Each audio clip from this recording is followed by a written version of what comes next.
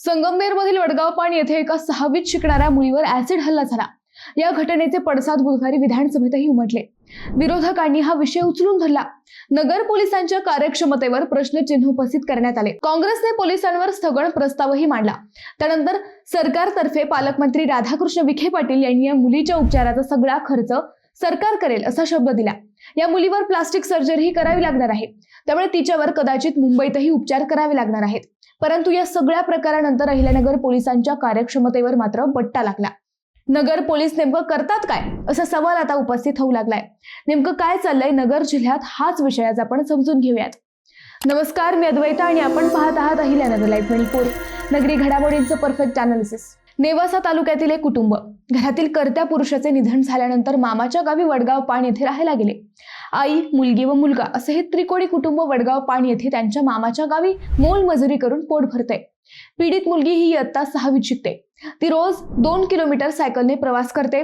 सकाळी 7 वाजता शाळेत जाणे आणि त्यानंतर शाळा सुटल्यावर सायकलवरून घरी येणे हे तिचे नित्याचे होते। याच दरम्यान मंगळवारी या मुलीवर सकाळी 11:15 वाजताच्या सुमारास एका नराधमाने ऍसिड हल्ला केला। पत्ता विचारण्याच्या बहाण्याने या नराधमाने या मुलीशी बोलण्याचा प्रयत्न केला व संधी साधून तिच्या चेहऱ्यावर ऍसिड फेकले। ही घटना घडली त्या परिसरात सीसीटीव्ही कॅमेरे नाहीत, त्यामुळे 24 तास उलटूनही पोलिसांना आरोपी सापडलेला नाहीये। परंतु हा आरोपी गावातील असावा अशी शंका पालकमंत्री राधाकृष्ण विखे पाटील यांनी व्यक्त केली। पोलिसांची तब्बल 10 पथके सध्या आरोपीच्या शोधार्थ आहेत। लवकरच आरोपी पकडला जाईल असेही पोलिसांकडून सांगितले जात आहे। या घटनेचे पडसाद थेट विधिमंडळातही उमटले। विधान परिषदेच्या उपसभापती डॉक्टर नीलम गोऱ्हे यांनी ऍसिड हल्ला करणाऱ्यांसाठी वेगळा कायदा करण्यात यावा अशी संतप्त भावना व्यक्त केली। या मुलीवर सध्या प्रवरा मेडिकल रुग्णालयात उपचार सुरू आहेत। तिच्या उपचाराचा 100% खर्च सरकार उचलणार असल्याचं पालकमंत्री राधाकृष्ण विखेंनी यापूर्वीच स्पष्ट केलं होतं। सध्या विधिमंडळाचं अधिवेशन सुरू आहे, त्यामुळे विरोधकांनीही हा मुद्दा उचललाय। त्यातच नगर जिल्ह्यात घडणाऱ्या घटना पाहिल्यावर नगर पोलीस नेमकं काय करतायत हा सवालही उपस्थित केला गेला। अहिल्यानगर जिल्ह्यातील कायदा सुव्यवस्था बिघडली असून तेथील पोलीस अधीक्षकांवर भ्रष्टाचाराचे आरोप असल्याचे सांगत काँग्रेसचे नेते विजय वडेट्टीवार यांनी या गंभीर विषयावर सविस्तर चर्चेची मागणी केली। गेल्या 1.5 महिन्यात महिला व मुलींवरील अत्याचारांचे डझनभर प्रकार नगर जिल्ह्यात उघडकीस आले।